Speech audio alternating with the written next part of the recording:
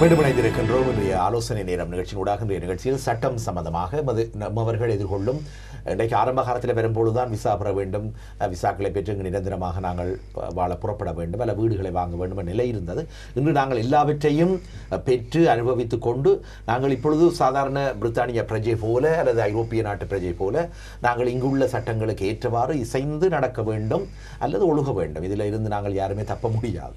அந்த வகையில் அதில் எதிர்கொள்கிற சட்ட பிரச்சனைகள் எவ்வாறு நாங்கள் தீர்த்து கொள்ளலாம், அதில் நுழைந்து பிறகு அதில் சிக்கல்பட்டு நாங்கள் பெரும் பணம் உட்பட தண்டனைகளை எதிர்கொள்வதை தவிர்ப்பது எப்படி, இவற்றை நாங்கள் ஒரு சட்ட ஆலோசனைகள் மூலமாக நாங்கள் பெற வேண்டும். அந்த வகையிலே ஜெய்விஸ்வா சொலிசிட்டர்ஸ் நிறுவனத்தை சார்ந்த திரு ஜெயராஜன் பிஸ்வலிங்கம் நம்மோடு இணைந்திருக்கின்றார்.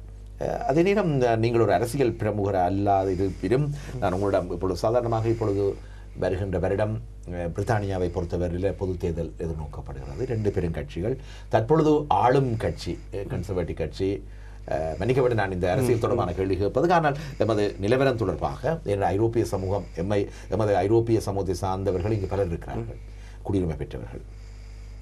இப்பொழுது ஆளுங்கட்சியினுடைய பிரதான தலைமைப்பிடம் தாங்கள் அடுத்த தேர்தலில் அல்லது தேர்தலினுடைய ஒரு பிரச்சாரமாக ஐரோப்பிய சமூகத்திலிருந்து விலகுவதாக அறிவிக்கின்றார்கள். ஆனால் அது பாரதூரமான விளைவுகளை ஏற்படுத்தும் என தொழிற்கட்சி முக்கிய பிரமுகர்கள் தெரிவிக்கிறார்கள். இவ்வாறு 2க்கும் இழுபாடு இருக்கிறது. சாதாரணமாக ஐரோப்பிய சமூகத்தில் இருந்து பிரித்தானியா விலகி கொண்டால் நீங்கள் ஏற்கனவே சொன்ன பிரச்சனைகள் அல்லது ஏற்கனவே வந்தவர்கள் என்பதுக்கு அப்பால் இனி வரப்போகிறவர்களுக்கு ஏதாவது பாதகமான விளைவுகள் ஏற்படக்கூடிய வாய்ப்புகள் இருக்குமா தெரியவில்லை. இப்போ முக்கியமான பிரச்சனை என்ன இந்த நாட்டில் என்ன கிளைம் பண்ணுறாங்க, என்ஹெச்எஸ், வேலை வாய்ப்பு, கல்வி, இது ஓவர் ஸ்ட்ரெச்டுன்னு சொல்கிறாங்க. Over stretch we cannot scope. NHS சிட்டியான பிஸியாக இருக்குது. லாஸ்ட் வீக்கோ வீக் பிஃபோர் 95% கிட்ட overloaded compared to other Wales அங்கால பக்கம் பார்க்கும்போது அது குறைவாக இருக்குது. இப்போ இங்கிலாண்டில் 95% ஓவர் ஸ்ட்ரெச் இருந்தாங்க. ஸ்கூல் பிளேசஸ் நீங்கள் விரும்பின பிளேசஸ் எடுக்கவே முடியாது. இப்போ நீங்கள் 1000 பேர் அப்ளை பண்ணி கொண்டிருக்க ஒரு 30 பிளேசஸ் ஒரு 90 பிளேசஸுக்கு 1000 அப்ளிகேஷன்ஸ் மேக் பண்ணுறாங்க. வேலை நிறைய பேர் தங்களை விரும்பின வேலையில் படித்ததுக்குரிய வேலையை எடுக்க முடியலை. என்ன நடக்கட்டா அது எந்த பாதன்னா பெனிஃபிட்டுக்கு போக வேண்டிய சூழல் வருது. அவை தங்களுக்கு வேலை இல்லைன்னா டப்புனு பெனிஃபிட்டுக்கு போயிடும். அப்போ அதான் இங்கே இருக்கிறார்கள் பார்க்குற விதம். அதான் இங்கே இருக்கிறார்கள் இந்த சென்ஸ் பிரிட்டிஷ் சிட்டிசனோ இல்லை பிரிட்டனில் இருக்கிறார்கள், அதுதான் யூரோப்பியன் நேஷனல். அப்போ அவேண்ட பொசிஷன் என்ன, இப்போ எல்லோரும் பெனிஃபிட் அடிக்கணும். யூரோப்பியன் கண்ட்ரீஸில் இப்போ ஒரு ஆள் வேலைக்கு வருதான்னு சொன்னால் 24 ஹவர்ஸோ அல்லது 16 ஹவர்ஸோ வேலை செய்துட்டு பெனிஃபிட் எடுக்குது. தங்களுக்கு நோ சொல்ல முடியலை. We couldn't say no. ஏன்னா சட்டம் சொல்லுது எல்லோரும் ஈக்குவலாக ட்ரீட் பண்ணப்படணும். இப்போ வேலை செய்தாலோ படித்தாலோ எல்லாருக்கும் ஒரு ஈக்குவல் ட்ரீட்மெண்ட் வேணும்னு சொல்கிறது யூரோப்பியன் சட்டத்துக்களை. அந்த நேஷனல் சட்டம் அங்கத்தே குடியுரிமை பெற்றவர்களுக்கு வித்தியாசமாகவும் யூரோப்பியன் கண்ட்ரீஸ்லேருந்து வந்தவர்களுக்கு வித்தியாசமாகவும் இருக்க முடியாது அப்படின்னு சட்டம் சொல்கிறதால எல்லாருக்கும் செய்ய முடியும். இப்போ ஹவுசிங் இல்லை.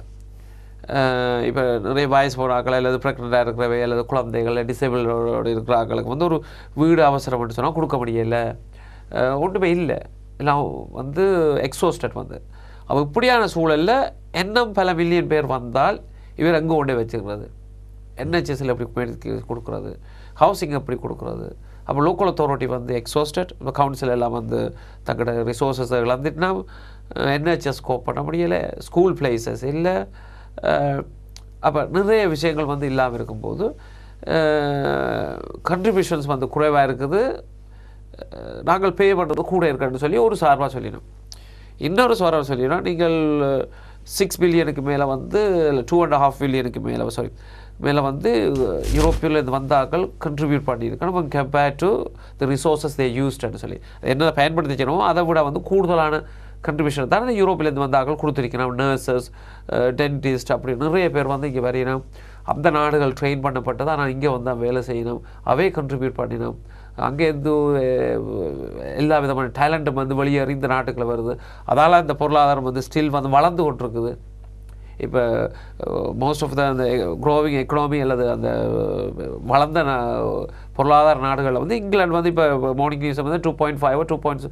இது வந்து ஸ்லோவாக இருந்தால் கூட வளர்ந்த நாடுகளில் வந்து இதோட பொருளாதாரம் வந்து ஃபாஸ்ட்டாக தான் வருது மற்ற நாடுகளோட ஒப்பிடும்போது. அப்போ இதெல்லாம் வந்து அந்த யூரோப்லேருந்து வந்த கண்ட்ரிபியூஷன்ஸ் அதுகள்தான் சொல்லி ஒரு சார்பார் வந்து ஆர்கியூ பண்ணியிருக்கு. இப்போ என்ன நடக்க போகுது அப்படி ஒரு சூழல் வந்துச்சுன்னு சொன்னால், இந்த பெனிஃபிட் மெடிக்கல் ப்ரிஸ்கிரிப்ஷன்ஸ் அந்த ஃப்ரீயாக கொடுக்குறது, NHSல வந்து ட்ரீட்மெண்ட்டுகள் அல்லது ஹவுசிங் வந்து உங்களுக்கு ஒரு இன்றைக்கு வாரங்கள் நாளைக்கு வேலை கிடைக்குது, 16 hours வேலை எடுக்கிறீங்க, கவுன்சிலுக்கு போகிறீங்க, அப்ளிகேஷனை கொடுக்குறீங்க, எனக்கு ஹவுஸ் கொடுக்கணும்னு சொல்லி. அப்படி ஒரு சூழல் வராமல் நீங்கள் 2 வருஷம் இந்த நாட்டில் இருந்தால் உங்களுக்கு பெனிஃபிட் பே பண்ணலாம். நீங்கள் குறிப்பிட்ட வருஷங்கள் வந்து இந்த நாட்டில் இருந்திருக்கணும், அல்ல இந்தந்த இதுகளில் மட்டும்தான் உங்களுக்கு இருக்குது அப்படி என்ற ஒரு கன்செஷனுக்கு தான் வர்றது பார்ப்பினம்.